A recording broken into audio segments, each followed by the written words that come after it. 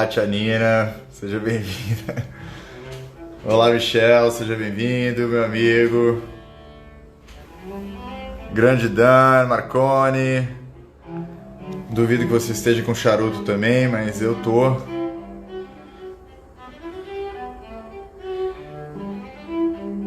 E eu ainda não fumei aquele charuto que você me deu, hein? Até hoje esperando. Fat Lady Sing, como dizem.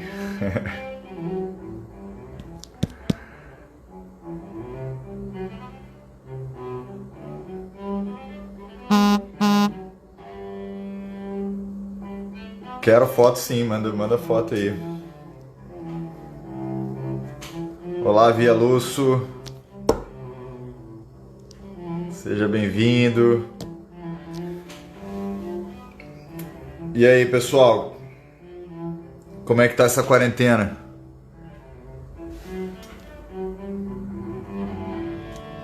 Sejam todos bem-vindos. A Tássia tá chegando. Deve estar terminando de se arrumar, alguma coisa assim. Ô, Ricardo, seja bem-vindo, meu amigo. Bom ter você presente aí. Foi bom ver sua live também aquele dia. Tá com vinho aí? Não é pré-requisito, mas é recomendado tomar um vinho enquanto a gente toma um vinho aqui também.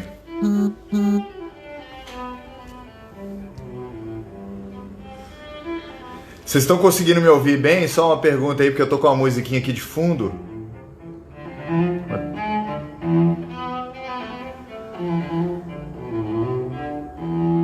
Pega lá, Ricardo, ainda tá em tempo. Aqui, ó.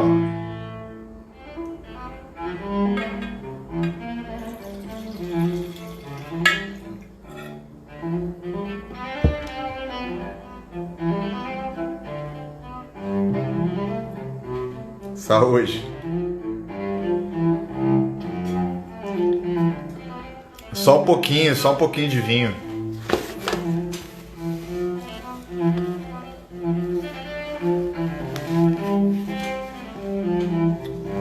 Bom,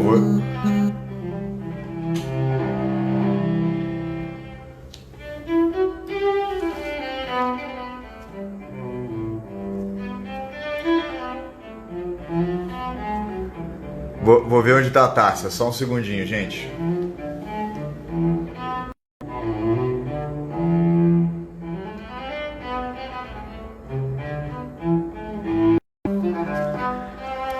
Pronto, acho que ela tava me esperando. Ela já tá chegando.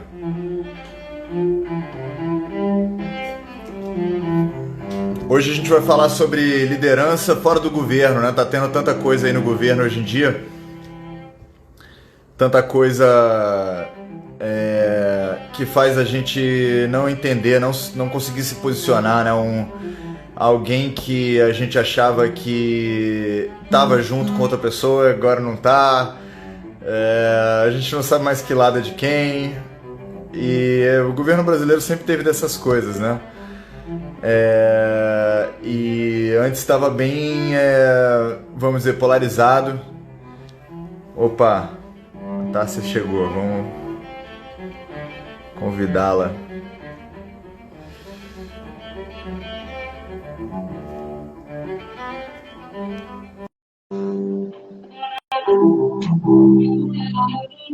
Então, a gente estava bastante polarizado, né? Oi! Que alegria estar com você! Que alegria, pô, que alegria minha. Deixa eu consertar aqui agora para conseguir. Tá me ouvindo bem? Tô te ouvindo bem. Pessoal aí, tá ouvindo ela bem? Todo mundo tá aí? Tá todo mundo entrando? Silvia, a Denise, ô Denise, quanto tempo, que saudade! Wagner, todo mundo entrando. Se estão ouvindo bem, coloca aí um monte de coraçãozinho, porque hoje não vai ser dia só de live, nós vamos bater um papo e nós vamos tomar um vinho. Então, quem quiser tomar um vinho com a gente, né, Heron? É, já chamei todo mundo aí. O pessoal tá falando que é segunda-feira e dando desculpa. Mas é quarentena também, né? Quarentena precisa de, precisa de mais estímulo do que o Não, normal. e eu e Heron, a gente não trabalha, não é só segunda, não. A gente trabalha segunda, terça, quarta, quinta, sexta, sábado, domingo, é direto, né, Heron? É, Produtividade, criatividade. Então, hoje também é dia da gente poder não só trabalhar, que foi um dia muito duro, um dia aí depois de tantos acontecimentos, mas é um dia também que a gente já tinha combinado de bater esse papo, falar sobre esperança num momento tão difícil do nosso Brasil, né? é isso. Acho que eu vou ter que abaixar a música aqui que eu não consigo te ouvir muito bem. Você consegue ouvir a música aí, tá? Eu consigo. Você também botei música aqui para nós. Ah, é? Tem música aí? Não, mas olha só, se botar música, porque eu busquei música que é de domínio público. Se botar música que não é, o Instagram pode cortar. Ele Ah, pode cortar o live, só pra avisar. mas você está ouvindo a minha? Que ela está tão baixinha.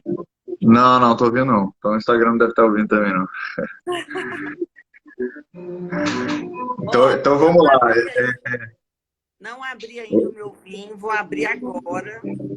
Ah, tá. Abre aí enquanto eu dou a introdução, então. Enquanto você dá a introdução, para a gente poder brindar. Tá bom, eu já tô aqui, o meu tá aqui já. Até Já porque o tem. pessoal já entrou aqui, eu já encorajei todo mundo a pegar uma taça de vinho também. Não custa nada. Vamos E beber, hoje vamos vamos brindar brindar o junto. meu aniversário também, né? Vamos, faz pouco tempo, né? Dia 1º de abril. Nós vamos brindar meu aniversário, nós vamos brindar amanhã, a minha quarentena termina, são 40 dias. E nós vamos brindar também, que já tem mais de um ano, né? Que nós estamos para poder brindar esse vinho, porque eu estava há muito tempo para poder beber, porque eu tinha feito uma promessa. Eu sou uma mulher de promessa. É Ó, verdade.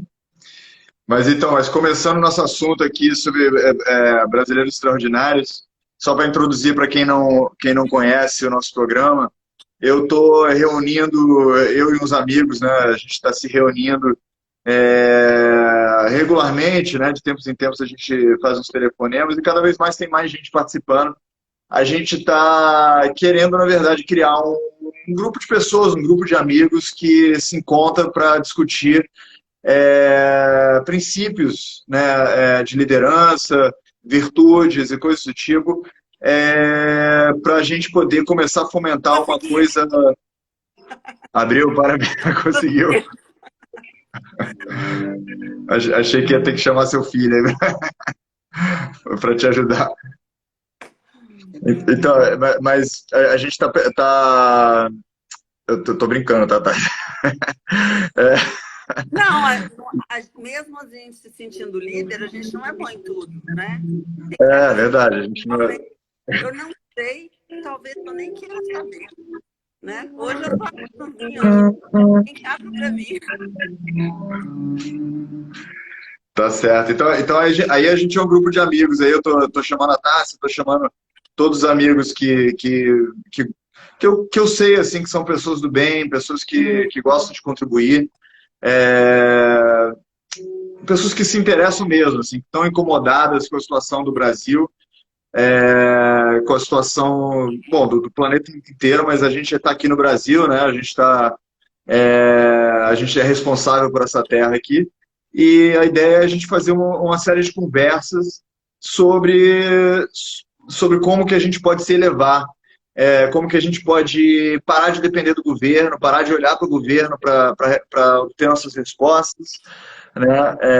Começar a movimentar nossa sociedade, nossa dignidade social, nossa identidade como brasileiros, sem depender, sem ficar esperando o governo, né?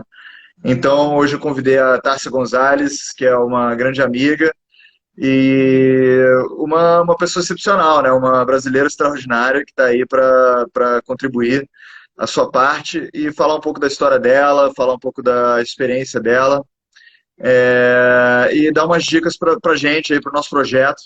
Espero que esse projeto cresça com a ajuda de todos nós, para atingir o máximo de pessoas possível, para a gente poder realmente começar a fazer umas ações, começar a fazer umas mudanças verdadeiras aí na sociedade brasileira.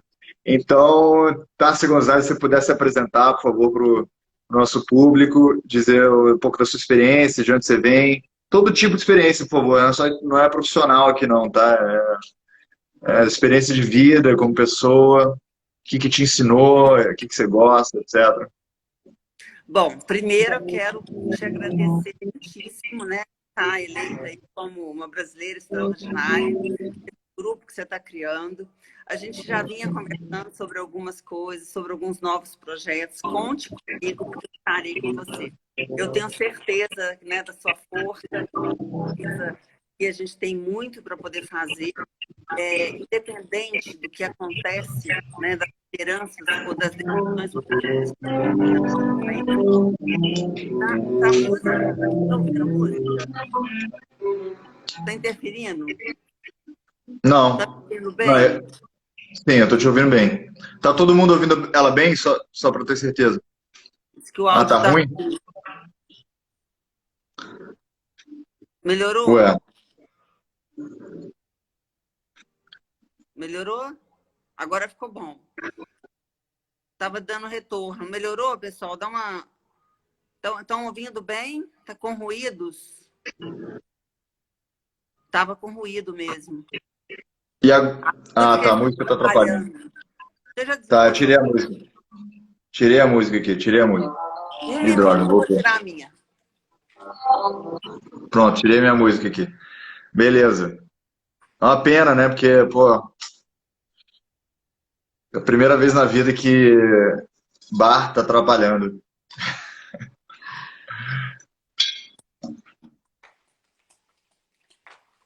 Voltei. Tirei a música aqui também. Acabou. Beleza, Pronto. todo mundo tirou a música. Então vamos lá, vou refazer a pergunta, então, para o pessoal ficar por dentro em resumo. Eu só queria saber da Tárcia Gonzalez, um pouco sobre a experiência dela, sobre o que inspirou ela na vida dela para ela querer contribuir para a sociedade. Ela é autora de um livro que é sobre contribuição, né, sobre melhorar o Brasil. E ela pode falar um pouco sobre isso. E eu queria só enfatizar que não é uma coisa profissional. Assim, eu não, uma das minhas críticas, das nossas críticas no nosso programa Brasileiro Extraordinário, é que a gente segmenta demais a sociedade, né? Entre partidos, entre profissões, sempre fala, pô, a melhor pessoa dentro da medicina, mas quem é a melhor pessoa, né? A melhor pessoa, só pessoa, então é isso que eu quero saber. O que eu quero conversar com boas pessoas, e a Tárcia Gonzalez eu sei que é uma boa pessoa, e eu quero apresentar aí para os meus amigos, para todos vocês aí. E é isso, tá? Se você puder falar um pouquinho sobre você, eu Então, agradeço. tá. Vou resumir rapidamente, porque a gente só tem 55 minutos para poder falar tanta coisa, tanto assunto rico. Em primeiro lugar, meu nome é Tárcia Gonzalez. Eu sou brasileira, filha de espanhol, com uma goiânia. Então, é uma cultura muito boa, né? E aí, o meu pai veio depois da guerra e conheceu a minha mãe.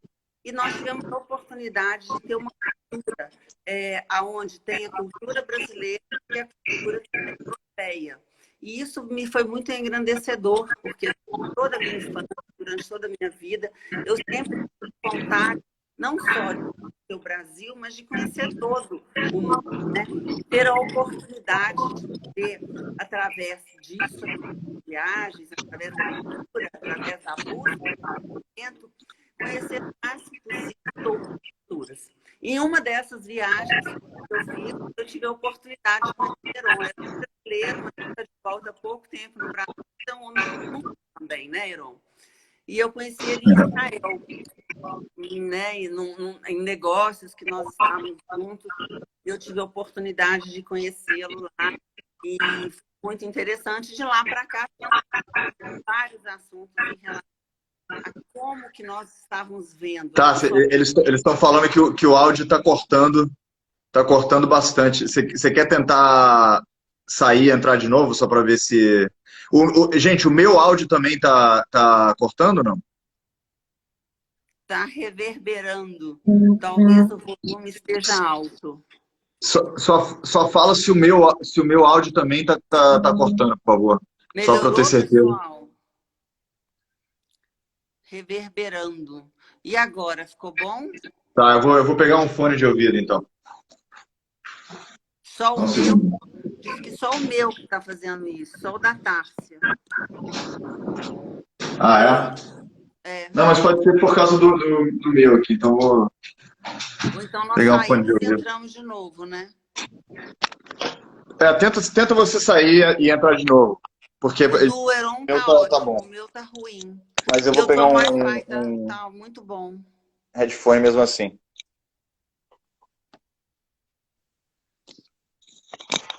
Vamos sair? Ah, então o meu tá ruim. Vamos sair e entrar de novo? Não, pode ser só você. Eu fico aqui que fica mais rápido. Então, Você sai, cê pode sair e entra de novo. Mas melhorou o dela, de repente? Porque de repente, quando eu botei o.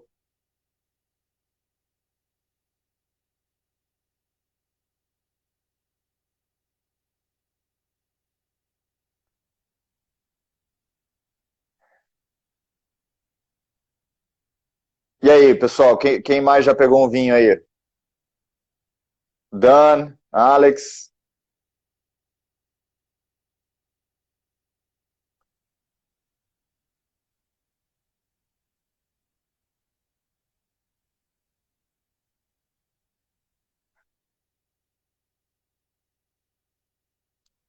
Obrigado, Beth. Oi, Jana, seja bem-vinda. Obrigado, Ronaldo, seja bem-vindo.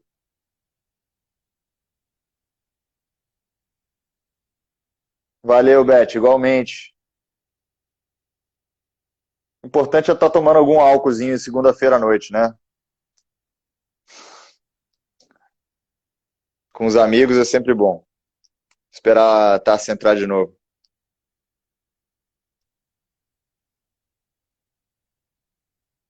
Ah, se entrou.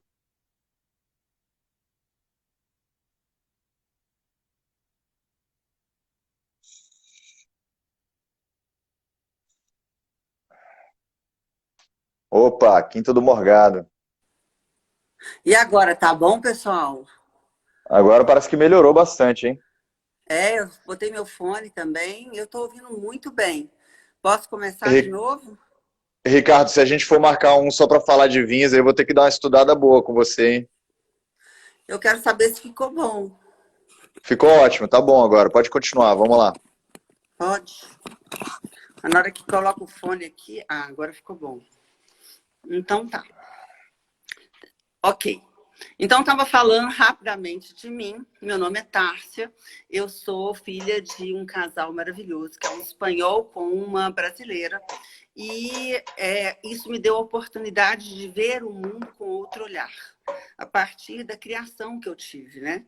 Meu pai, um homem que veio para o Brasil dentro de um porão de um navio depois da Segunda Guerra, quando teve a Guerra Civil na Espanha. Chegando aqui, conheceu minha mãe, enfim, construíram uma vida. E depois a gente teve a oportunidade de ir voltar para a Espanha. E nesse período eu ainda estava muito pequena, estava criança, mas eu já pude ver o mundo com outros olhos. Isso me fascinou muito. E aí foi esse desejo de conhecer o mundo, de viajar durante a minha vida toda, não só para o Brasil, como também para fora. E aí, como eu mencionei a vocês, essa inquietude minha me fez fazer muitas viagens e estudar muito, estudar fora, estudar no Brasil. E tive a oportunidade de conhecer o Heron em uma dessas viagens em Israel, porque ele também é um homem do mundo. E o que mais me fascina em tudo isso, em todos os lugares que eu tive a oportunidade de estar, é que a liderança é algo, ela é tão comum à vida das pessoas que elas não percebem que estão sendo lideradas. Existe sempre uma liderança, seja na política, seja na empresa que você está, seja na sua família. Existe alguém que exerce essa liderança.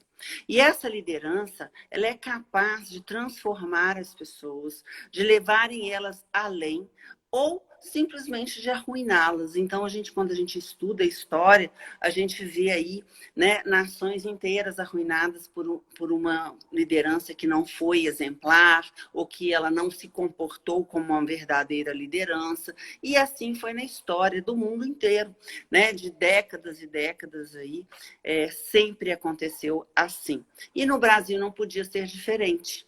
Então, inspirada por tudo isso, né, eu fiz uma carreira que eu comecei com a área administrativa, financeira, gestão de pessoas, fui me encantando, depois me formei em psicologia, fui me encantando pelas empresas no Brasil e sempre com o olhar lá fora, buscando trazer as novidades para cá.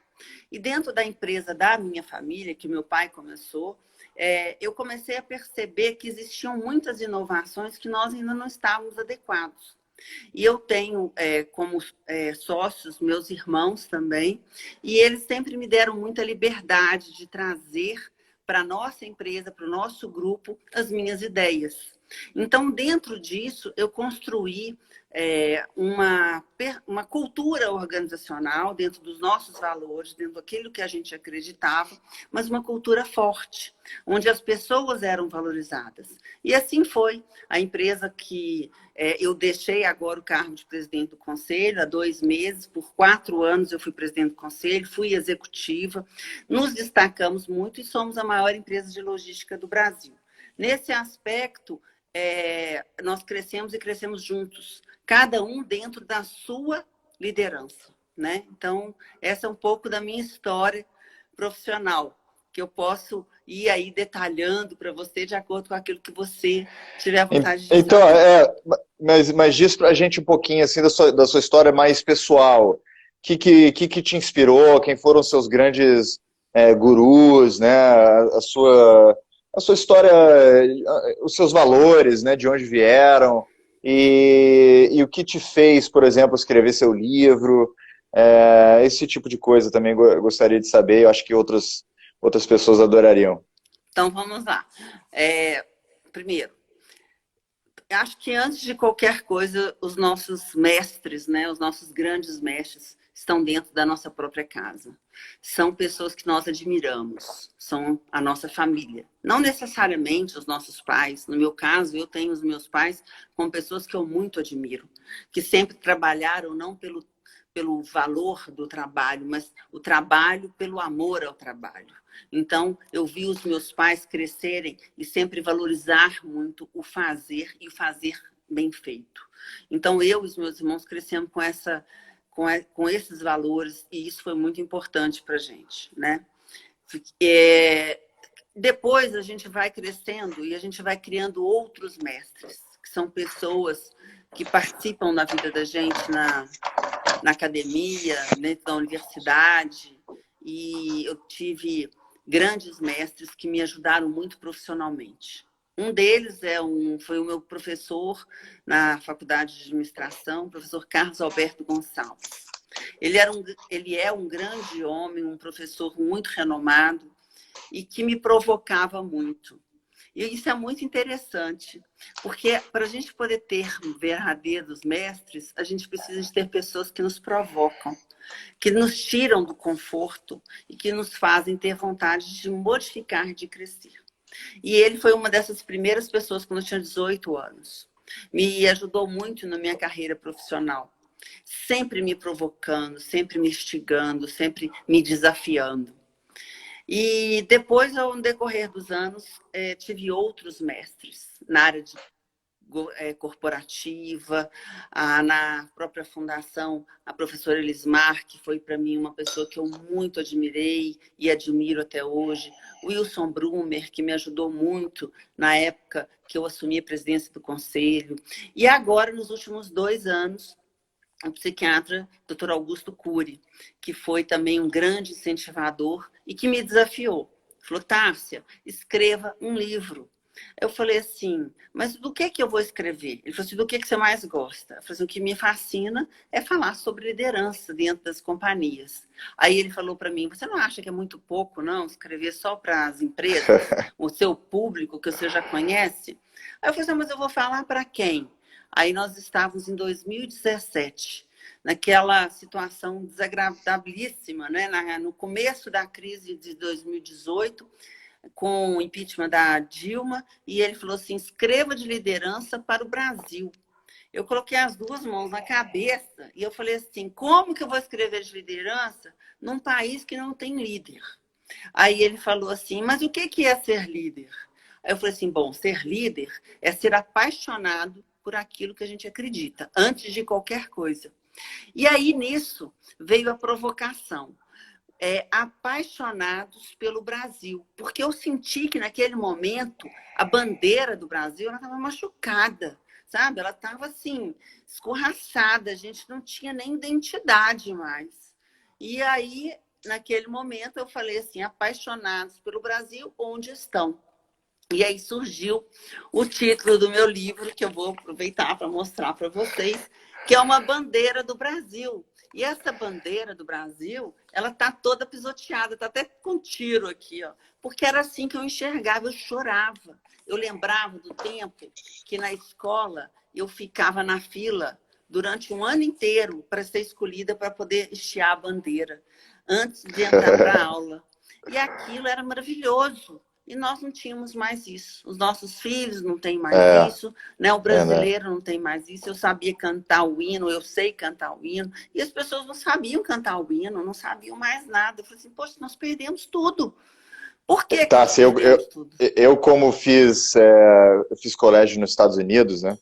Lá nos Estados Unidos, onde eu fiz escola pública, tinha o hino todo dia de manhã e tinha o hino da bandeira, né? Ah, só agora? Só agora, porque eu falo demais, né? Aí você já viu, né? E tinha isso lá. E aqui no Brasil não tinha, né? Eu sempre achei isso estranho, como lá nos Estados Unidos. Ah, brinde, saúde. Saúde. Cheers. Como é que é lá em Israel? Lechaim. Lechaim.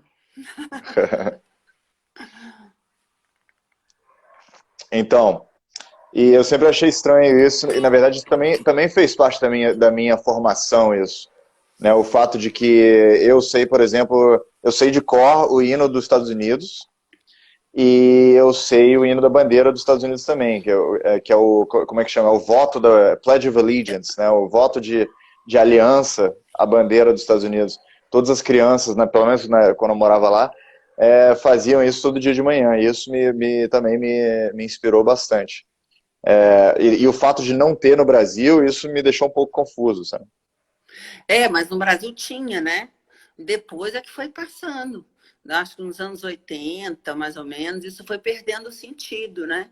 Veio uma outra geração, que a gente chama de geração Y, e os valores começam a mudar, o excesso, não sei se é excesso, mas enfim, é difícil de dizer, mas veio uma nova cultura, né? Com mais liberdade, onde a gente começa a perceber os jovens se desagarrando dos valores da família, né? A escola já não tinha tanta responsabilidade em relação à educação. E aí a gente tem aí nos anos 80 uma mudança muito grande, né? Nos jovens e nas crianças também. E exatamente quando o Brasil começa a ganhar muito dinheiro, quando o PIB do Brasil ele muda e a classe média passa a ser classe média alta. E aí a gente não tinha classe média alta, a gente tinha pobre, classe média e rico. De repente a gente começou a ter um monte de escalas, né? Então você não tinha mais o miserável, você tinha a pessoa menos favorecida, você tinha classe média baixa, você tinha classe média alta, você tinha um rico, depois você já tinha um milionário. Então, assim, esse distanciamento ele começou a ficar muito grande, mas as pessoas elas começaram a ter acesso a muitas coisas. E esse acesso, no meu livro, eu falo que foi a conveniência, o mal do século. Na época que eu escrevi esse capítulo, o doutor Augusto falou para mim assim, o que quer dizer a conveniência e o mal do século? Eu falei assim, que muito do que acontece hoje com as famílias brasileiras é porque o excesso de tecnologia, o excesso de facilidades fizeram que fosse mais conveniente para estes pais educarem filhos à distância. Então, os filhos começam a estar numa distância dos pais com as babás eletrônicas. E quais são as É babás uma, eletrônicas? Jogos, né? uma Jogos, coisa que que eu internet. sempre provoco muitas pessoas, nossos participantes aqui, é sobre educação, né? Sobre isso, justo isso que você está falando, né? Que as pessoas, eu acho que tendem a imaginar que a educação, eu acho que desde o industrialismo, desde o iluminismo, talvez, mas nos tempos modernos a gente começou a fantasiar que a educação está em livros, né? Que a educação tá em preto e branco, que você pode só dar um livro para uma criança e ela vai se virar e tá tudo certo. Só que no mundo antigo não era assim, né? No mundo antigo era muito claro para todo mundo que a educação só era dada através de exemplo, né? Só através de você estar do lado de uma pessoa dia e noite. Então, assim, você pergunta, se você escrevesse num livro, pode ser de um livro de 200 volumes, sobre como fazer uma escultura de Michelangelo, o cara nunca vai aprender a fazer a escultura de Michelangelo. Mas Ele se, tem que se- mas, se, observar. mas se o discípulo passar 10 anos trabalhando com Michelangelo, ele vai fazer igualzinho do Michelangelo, entendeu? E ainda vai crescer e vai fazer coisas melhores. Então, eu acho que uma das coisas que eu sempre digo, eu acho que tem tudo a ver com o que você está falando, é que a gente tem que relembrar, acho que na nossa sociedade, que o que é educação de verdade, sabe? A gente fica falando, o problema do Brasil é que não tem educação, então abre mais escola. Mas o que adianta abrir mais escola se a gente não tem líderes? Se a gente não tem bons exemplos? É Os alunos verdade. vão aprender o quê? E nós não podemos entregar essa responsabilidade nem para o governo, nem para as escolas, porque essa responsabilidade, antes de qualquer coisa, é daquele que é o líder da família, né? Ou da comunidade. Então, isso que você falou é muito interessante, porque dos papéis, né, do líder, do verdadeiro líder, é o exemplo. Um líder, ele não ganha nenhum admirador ou um seguidor, ou ele não pode ser exemplo para ninguém, se ele não pratica aquilo que ele diz. E não é fácil, porque somos humanos, então erramos todos os dias. Isso não é o problema, né? Não é porque eu falo que eu sou líder, você é líder, ou fulano é líder, que é perfeito. A gente não é perfeito, mas a É, gente tem a oportunidade de melhorar dia a dia. Então, essa busca pelo autoconhecimento, de você ser melhor, faz parte da liderança. Porque um verdadeiro líder, ele tem que ser, antes de tudo, líder de si mesmo. Ele tem que se conhecer as suas limitações, se desenvolver dia a dia e entregar para o outro, seja a sociedade, seja a nação, seja a família, seja os filhos, o seu melhor, entendeu? Então, sim, assim, sim, eu posso não ser a melhor, mas eu vou entregar o meu melhor. Então, qual que é o meu verdade. melhor? O meu melhor é se superar a dia. Então, Claro, isso é um verdadeiro líder. isso é outro problema, né? Que muita gente boa deixa de ser líder por medo de não ser perfeito, né? Por medo de não estar completo. Mas quem tá, né? Ninguém. Quem entre nós está completo? Ninguém. Vou tomar uma oportunidade rapidinho só para dar um alô aí pro pessoal que está chegando, dizendo algumas coisas. O Áquila falou que tá adorando a live. Obrigado, Áquila. Júnior, que está aí também. Daniela Ladeira, muito obrigada pela Daniela Ladeira, presença. que bom que você está aí. Ela até falou uma coisa aqui, ela falou que o exemplo é a melhor educação. Eu diria até que é a única educação, hein, Daniela? A É outra é verdade. informação. Informação e educação. O Vamos ver Júnior, outras pessoas aí. Pode falar. o Júnior disse que eu estou linda, muito obrigada. Adoro. Tem que agradecer. Olha só que coisa interessante. Um líder, ele precisa de aprender a reconhecer não só o outro, mas se reconhecer também em todos os aspectos. E às vezes a gente fica cheio de dedos, entendeu? A gente não sabe nem elogiar e nem receber elogios. E quando a gente não sabe receber elogios, agradecer os elogios, às vezes a gente não reconhece. E o ser humano precisa de reconhecimento. Então, assim, um verdadeiro líder também, a gente já falou de uma qualidade, né, do exemplo, de fazer o seu melhor. E aí, entre dicas, entre umas e outras, entre vinhos e conversas, eu vou falando também as coisas que eu acho importante. Um líder, ele precisa de ser reconhecido e reconhecer o outro, o seu liderado, sempre.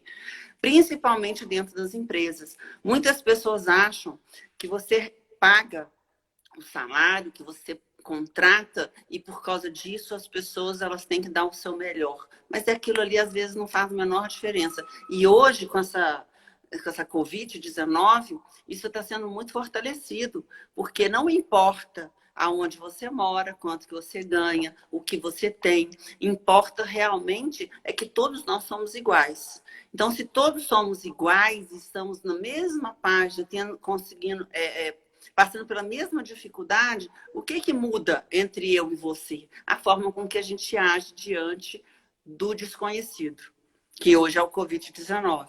Então, como que a gente age? Com solidariedade, com reconhecimento, com amor. Isso são coisas que um líder tem que ter, com resiliência, né? Com a escutar o outro, a dificuldade do outro, em acolher o outro. Gente, um líder verdadeiro líder é uma pessoa apaixonante. É aquela pessoa, sabe, que conquista os outros sem nenhum real. Ou dólar. Ou libra, ou enfim, qualquer moeda do mundo. Então, querendo dar boas-vindas aí também para o Luiz Felipe Conde, para o Sandro. Se eu não me engano, eu vi o Sandro Gonzalez entrando aí. Você viu, não? Não vi, acho que sim, olha, que honra. Que honra! Deixa eu ver. Ai, vou ficar muito feliz. Não vi, não. Um alô para o Mauro Freitas, querido amigo, que mandou um alô também.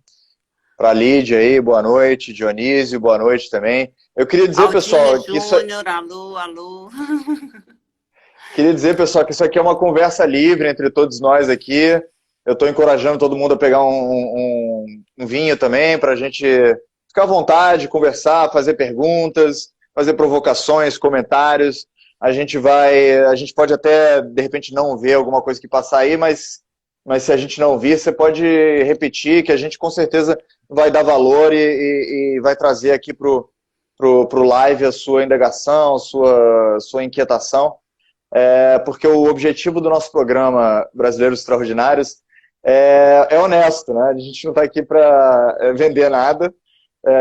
O livro da Tássia está sendo vendido ali na saída, depois a gente vai... Não. Mentira. O meu livro, para quem estiver assistindo a live e quiser ganhar o livro autografado, é só me mandar um direct que eu mando com o maior carinho e prazer. Aí, olha só, viu? Mas realmente, a gente não... Isso é uma grande prova, a gente não está aqui para ganhar nada, para vender nada, para conseguir nada de vocês. A gente está aqui realmente tentando conquistar um novo degrau. Qual que é o novo degrau da sociedade brasileira? E assim, juntos, né? Juntos que a gente não sabe, né, Tássia? A gente sabe a resposta. Qual que é a receita de bolo para fazer um Brasil melhor? Você sabe? A gente imagina, né? Em primeiro lugar, quando até terminando de falar, a minha inspiração de escrever o livro foi exatamente motivar novas lideranças. A gente nem tinha ainda, o atual presidente ainda não era falado quando eu escrevi o livro, nunca tinha ouvido falar, nada disso. Então eu escrevi realmente para quê? Para motivar, e ele é um livro que mexe, sabe, que questiona, que indaga. Para quê? Muito simples, foi o meu primeiro livro, então assim, me desculpem, né, assim, a simplicidade do livro, mas muito honesto, aonde eu pergunto muito no livro. Eu pergunto. Sabe o que eu gostei mais do livro? O que eu gostei mais do livro foi que é uma coisa abrangente. Assim, eu lendo seu livro, eu pensei assim, você não estava tentando convencer de nada, você estava jogando ideias, estava tentando abrir portas, né?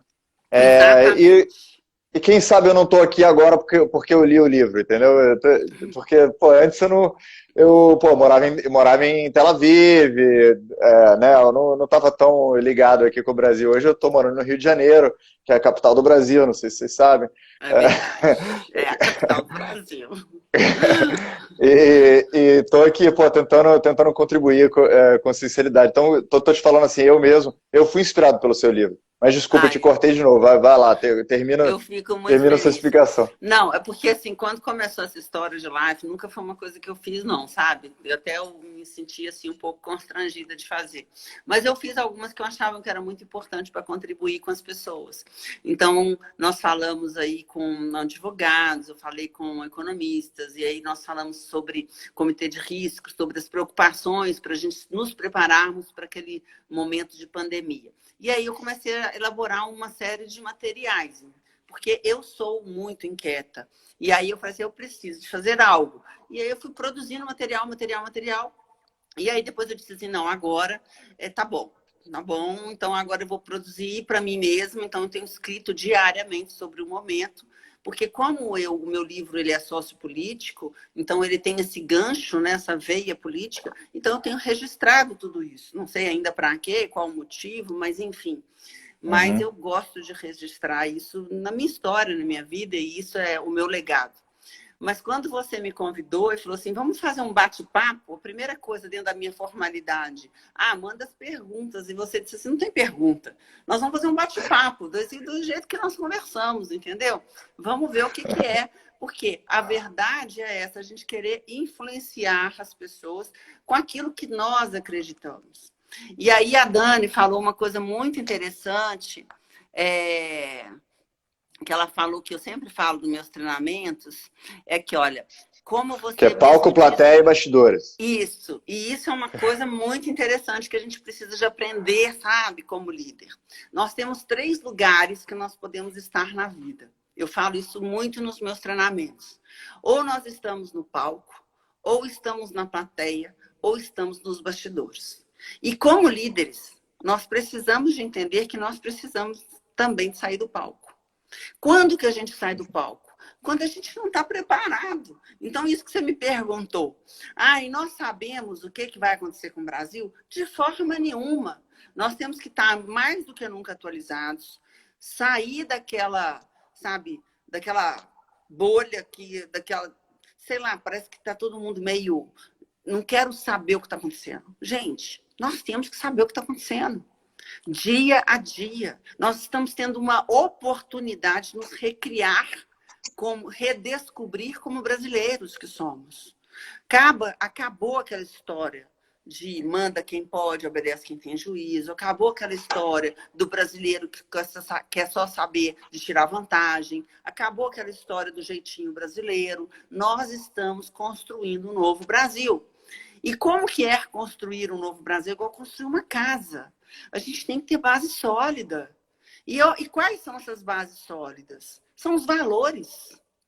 Então, se nós trabalhamos nos últimos 2 anos, 3 anos, para acabar com a corrupção no Brasil, não temos que aceitar a corrupção de forma nenhuma, de jeito nenhum. Então, o que eu vejo lá fora? Já estive em passeatas em Nova York, já estive em passeatas em Madrid, e eu não vejo isso aqui. E isso me deixa o meu coração, assim, angustiado. Por quê? Porque se nós lutamos, vamos supor, conseguimos esse degrau, nós vamos ser um país sem corrupção. A qualquer sinal de corrupção, vamos para a rua. Nós temos que fazer alguma coisa. Não adianta ficar só aqui na internet, entendeu? Fazendo fake news, falando mal dos outros. Eu não quero falar mal de ninguém. Eu só quero um país justo. Então, assim, qual que é o caminho? O caminho é lutar dia a dia por um país melhor. Agora, de acordo com que as coisas vão acontecendo, né? Como você pensa que a gente pode, nós mesmos, nos melhorarmos para inspirar, vamos dizer, não só a próxima geração, mas a geração atual, né? Que a gente... Você acha que isso é importante para começo de conversa? Você acha que é importante você se melhorar para poder inspirar? E como? Como que a gente inspira? O que a gente faz no dia a dia? O que é a inspiração? Como que é isso para você? Bom, Para mim, isso é muito importante. Porque eu cheguei numa fase da minha vida que, quando eu olho para trás, eu sinto uma realização que eu já fiz. E quando eu olho para frente, para o futuro, eu quero entender o que eu vou deixar. Hoje eu estou nessa fase. Cada um, ninguém é igual a ninguém, cada um se encontra dentro de uma história de vida. Então, dentro da minha história de vida, eu quero deixar algo, e esse algo se chama legado. Então, o que é um legado verdadeiramente? É você deixar bons exemplos, é você deixar, né, doações. Doações de intelectuais, né, de acolhimento, de palavras. Por exemplo, muitas pessoas falam assim, já me convidaram algumas vezes para entrar no meio político.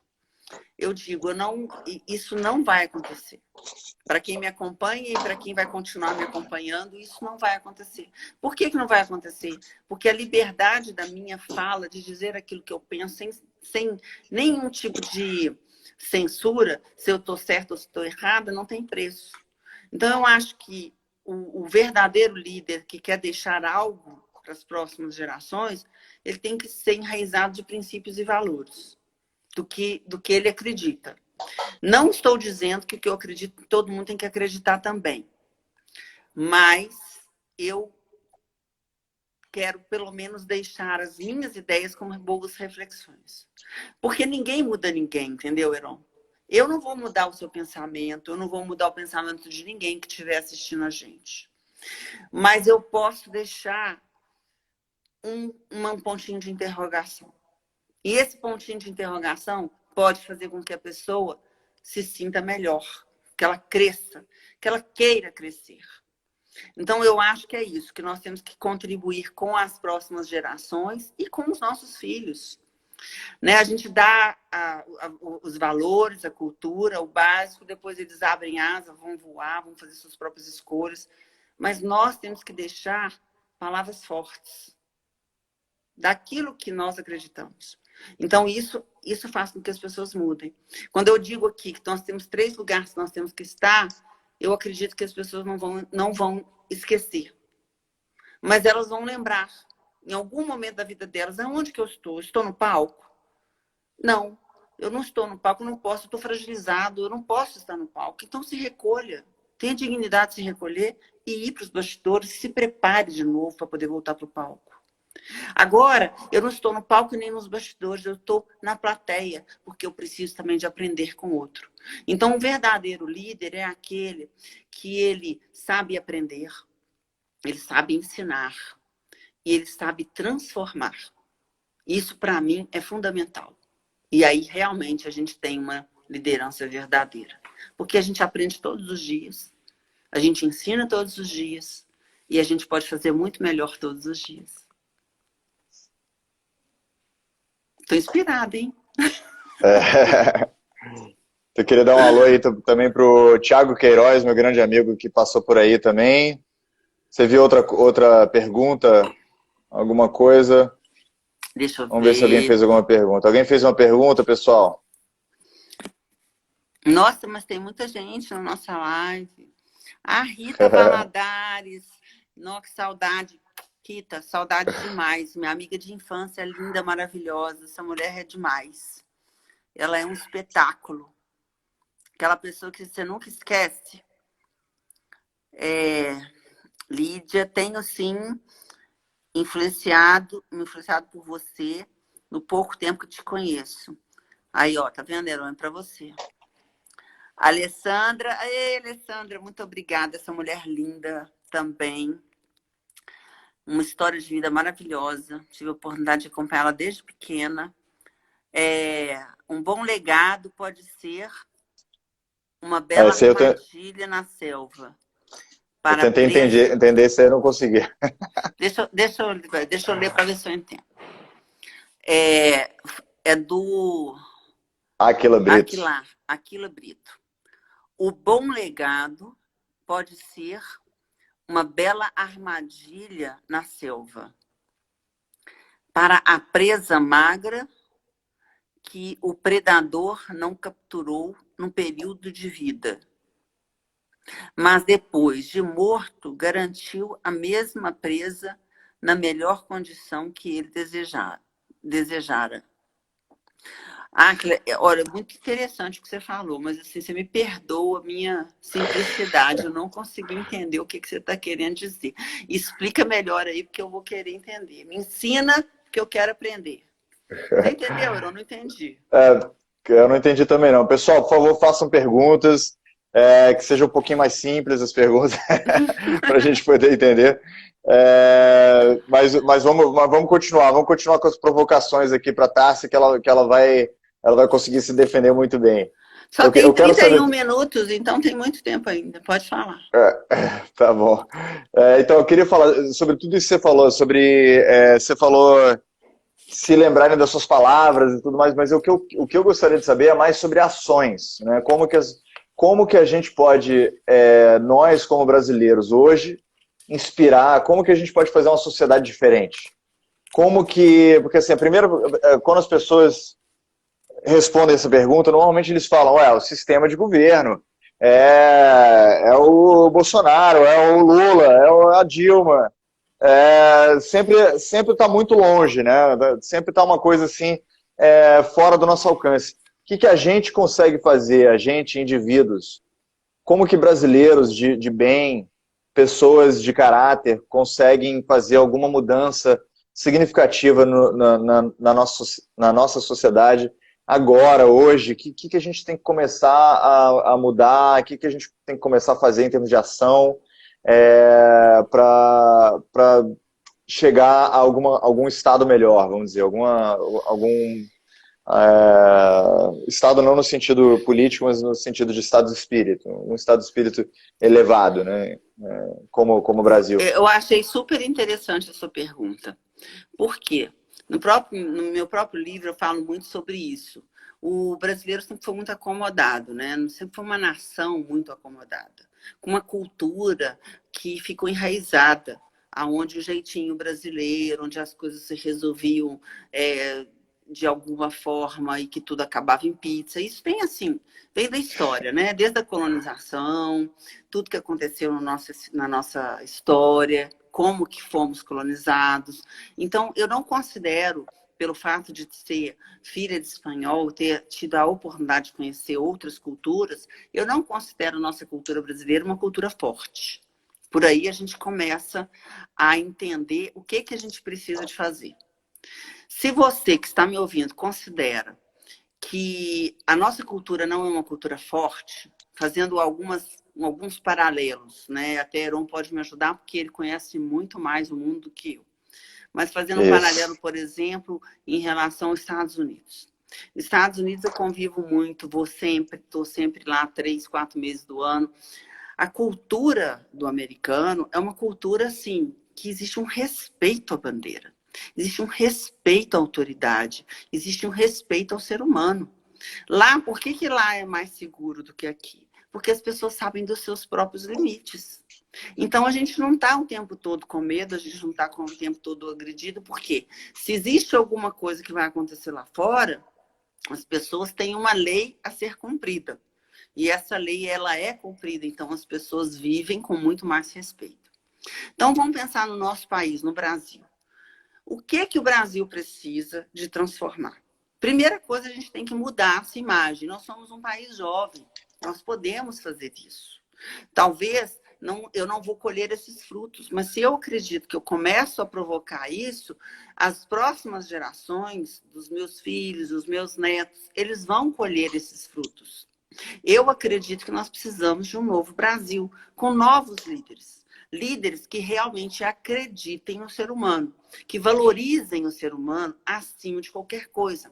Então, somos, sim, ainda um país corrupto. Somos, sim, ainda um país com alto valor ao capitalismo. Né? Somos um país solidário? Somos, entre aspas. Porque muitas vezes a solidariedade do outro, ela está em aparecer para a sociedade aquilo que ela fez de bom. Quem faz não precisa de ficar contando o que fez. Eu parto por esse princípio. Eu não tenho que ficar fazendo lá para eu contar quanta cesta básica eu doei ou não. Se eu fiz isso, se eu não fiz. Então, a gente tem que olhar mais no espelho, sabe? E entender qual a nação que nós queremos ser para o futuro. Então, eu acho que se começarmos dentro da nossa casa, dentro do nosso grupo social, fazendo pequenas mudanças, essas mudanças, a cada ano, a cada 5 anos, a cada década, elas vão tomar uma força de uma transformação da nossa cultura. Então, a sua resposta é essa que eu tenho para te dar. O que nós podemos fazer como brasileiros? Olhar primeiro para dentro da nossa casa, da nossa família, da nossa empresa, das pessoas que estão à nossa volta. E eu penso, pode ser fantasia minha, mas eu penso que se todos os pequenos núcleos começarem a mudar as suas condutas, vai chegar um dia que isso vai ser maior do que qualquer coisa, entendeu? Então, eu vejo, assim, essa mudança do Brasil. Uma das nossas prerrogativas como nosso grupo por enquanto ainda são poucas pessoas, brasileiros extraordinários, é justo isso, né? A gente começar a fazer uma massa crítica de pessoas que estão se reunindo. E uma coisa que eu acho muito importante, que eu acho que está faltando muito no Brasil atual, é alguma coisa suprapartidária, né? Algum interesse em mudanças que não esteja primeiro julgando em que partido você está, ou quem que você respeita, ou que religião você vem, né? Eu acho que está faltando indivíduos que estão dispostos a dizer, olha, eu como indivíduo, eu quero servir, Único, né? eu quero contribuir. E assim, todo mundo tem seus problemas, né? Tem suas razões, né? Seja direita ou esquerda, cada um tá lidando com dificuldades, tem muitos idealistas, né? Muitos perfeccionistas, pessoas tentando ajudar. Dentro da esquerda, muita gente da direita diria que dentro da esquerda não tem ninguém tentando fazer nada de bom, e tem muita gente na esquerda dizendo que todo mundo da direita é só fascista, controlador, ou sei lá o quê. Mas a verdade é que todo mundo é idealista, tá todo mundo tentando fazer coisas boas. E acho que falta um pouco isso hoje no Brasil moderno. Brasileiros que estão com o coração aberto para tentar trabalhar junto, né? Para dizer, acima disso tudo, que acima dessas dualidades, dessas oposições, como que a gente pode trabalhar junto, como que um lado pode equilibrar o outro, como que a gente pode... julgar menos e fazer mais. Esse é o nosso objetivo aqui no Brasileiros Extraordinários. Queria dar um alô aí pro Rodrigo Veloso, que chegou aí. Eu não entendi que tinha um pessoal rindo. Vamos ver aqui, eu não sei do que eles estavam rindo, se vocês puderem contar a piada de novo. Acho que teve umas 3 pessoas. Por que tem a Dani perguntou por que tem uma bandeira do Brasil no fundo?